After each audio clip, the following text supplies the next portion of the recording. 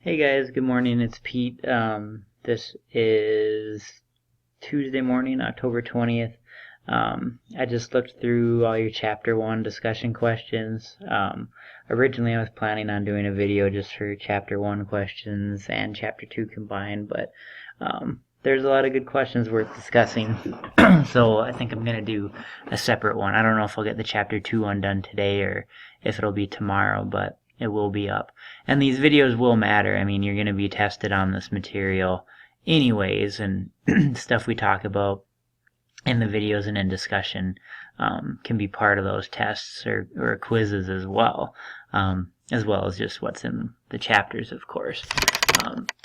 So I tried to take, obviously can't answer every question that everyone asked, and there was a lot of overlap as well. So I just tried to hit on some of the ones that stood out to me, and just talk about them. And I will type some notes in here on Word too, just for visual learners, that you have something to kind of look at and remember, so it's not just all auditory. A lot of people ask questions similar to this. How are you able to figure out what's true and false when it comes to news stories? I mean, part of misinformation in the press is nothing new. It's not like the invention of social media created, false journalism or misleading journalism. It's just the fact that we have access to more information now than before, which at times can create, conflicting accounts or opinions. It's also ease of access is easier, right? It's easier for me to reach a large audience via social media. So people with poor intentions have an easier way, potentially to reach audiences. There are people that go on Twitter and create a handle very close to some, respected journalist or something like that, where, let's say they take, they just slightly tweak the name, like maybe the letter I they use a number 1 instead or something like that. And then they go off and spread false news using the same avatar as that person, and it's a prank. But it's not like this misleading information is something that started 5 years ago. This yellow journalism and misleading journalism has been around since the beginning of journalism.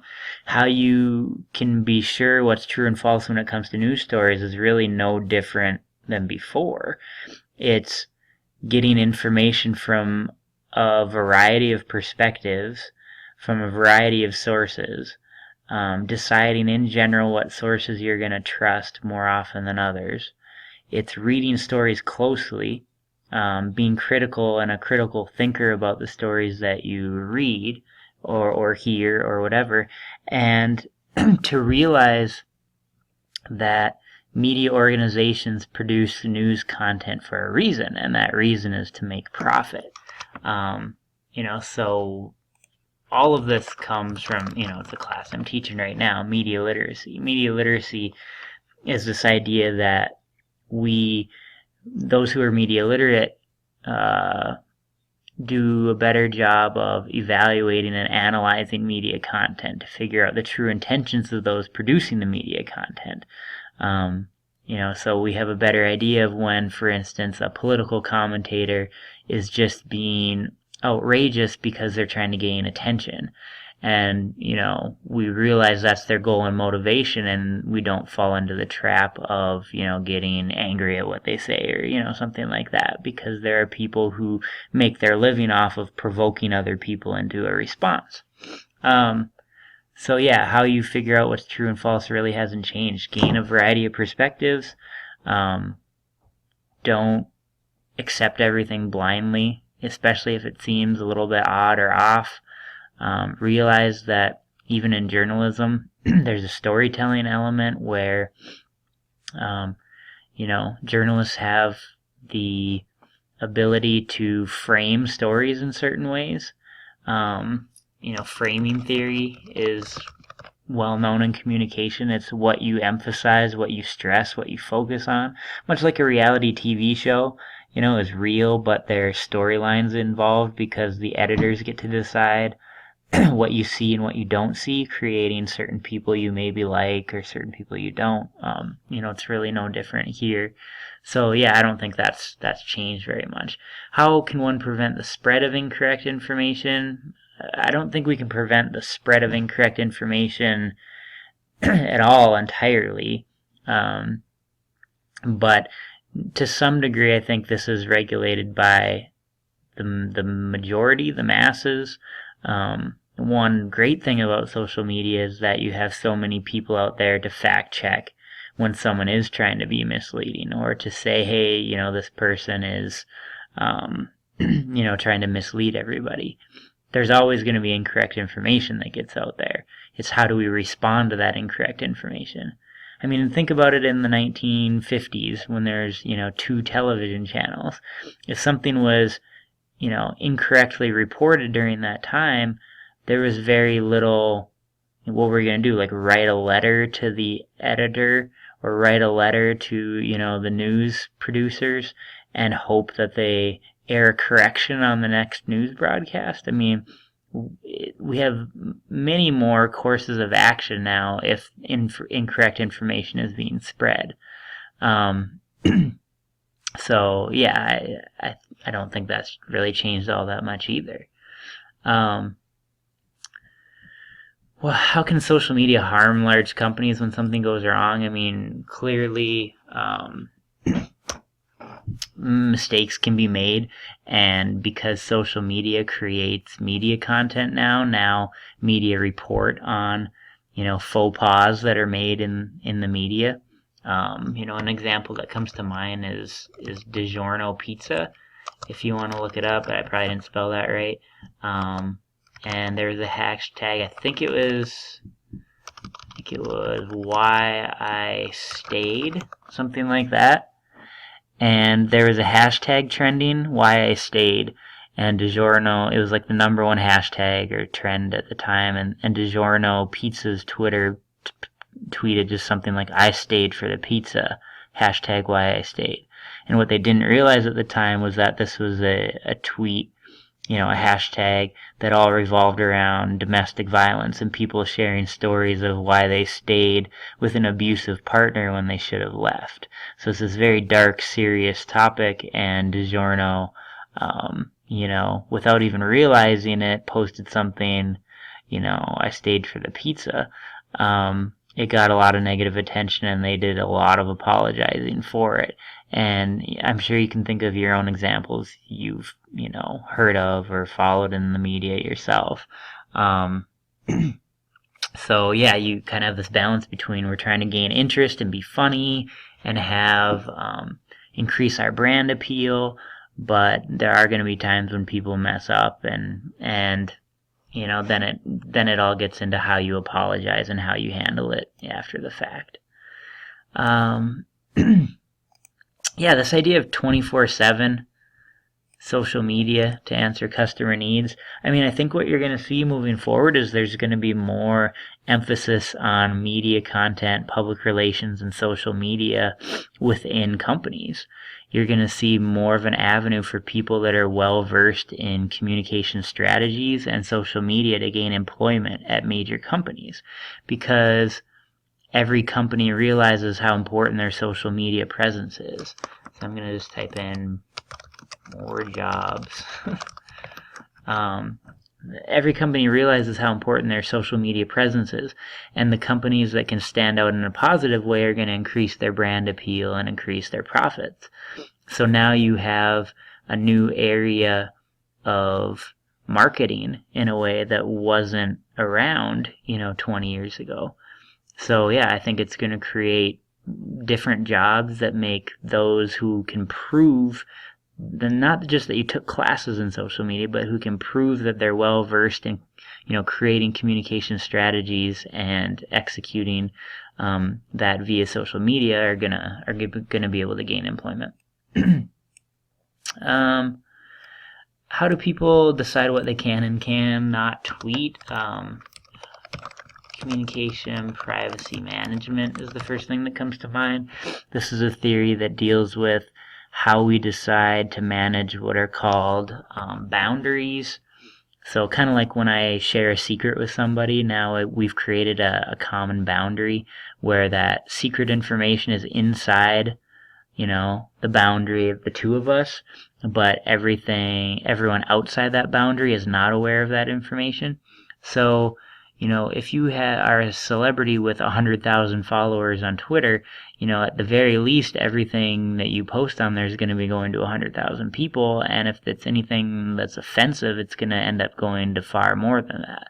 There was the story of um, there's a story of a woman who, I think at the time she had about 100 followers on Twitter, but she worked for a major company, and she made a joke that was poorly received, as being a racist joke. And by the time, while she was about to board a plane heading to Africa, and by the time her flight had landed, like, she had been fired and her life had changed, and she was like, I only had 100 followers.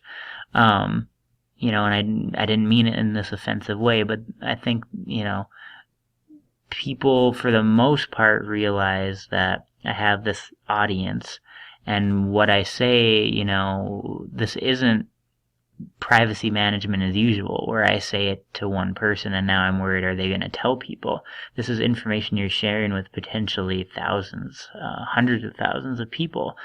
So they're going to be very careful in what they disclose. Of course, there's violations of that, and you hear them reported on when someone does something really stupid on social media. And we can look at some examples of that this semester. I thought this was interesting. I was reaffirmed, this is just a comment about the chapter, that information is no longer controlled by powerful people. Sure, using AP, for example, it's going to be more trusted, but information is no longer controlled by them. Yeah, I think that's a great point.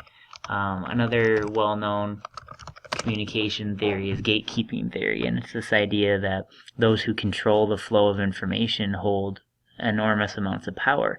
So if you go back to the 1950s, like I was saying, when there's 2 or 3 television stations, the people who decided what aired on the nightly news on those channels, for instance, had overwhelming amounts of power because they decided what the nation heard or didn't hear. And while that's still the case, and we still, gravitate to major news organizations, the gatekeeping process has changed because there's more people out there to, increase the flow of information, to pass it along.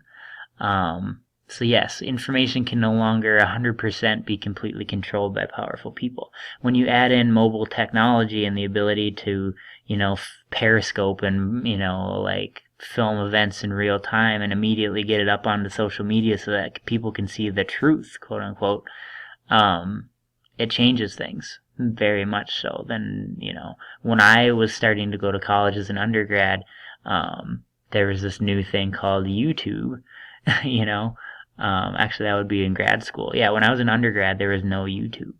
And just the idea of being able to post something, video content, that people could immediately see was a major deal, because before that you had to record something on this huge handheld, camcorder, and maybe record it to a DVD and then upload the DVD and then email it to people. I mean, you didn't have a central location to post video content that everyone could see it. So it's much more difficult for powerful to control information these days. They still do, and they do so in different ways than they maybe had to before when they didn't have to worry about it. But yeah, gatekeeping has changed. Businesses making fun of each other.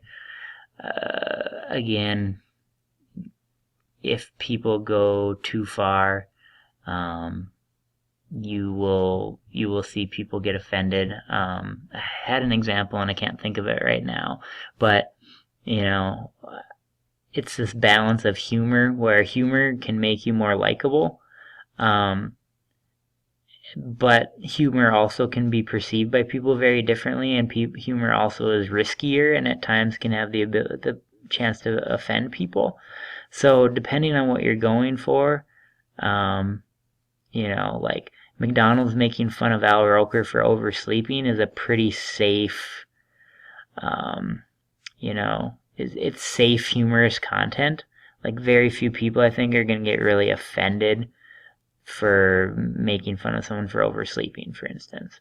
But if they were making fun of him for his weight, or like, something more personal, I think that would be crossing the line where the majority of the public would not view that in a positive light. So the goal is just to make your company seem, it's like Geico commercials. They're trying to be humorous so that you overall see their brand and their company in a more positive light. And it's just navigating that so that your humor does that, and as opposed to offending people. What exactly that limit is, obviously, is up for debate. We already talked about this. I think these departments are gonna, like PR departments, are gonna turn into PR. Social media is gonna be a major part of PR. And social media is also going to be, like, you're going to have social media become a branch of marketing departments, and then as well as like your PR and your journalism departments as well. Like, all of them are going to involve social media.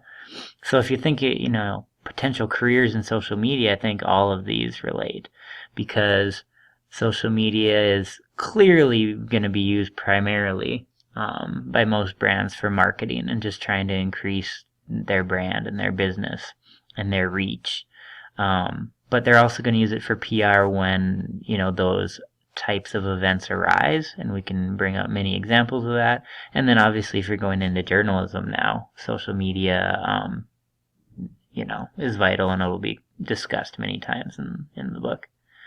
Let's see, we got a few more here, and then we'll be done, and we'll wrap this video up, hopefully under 20 minutes or so.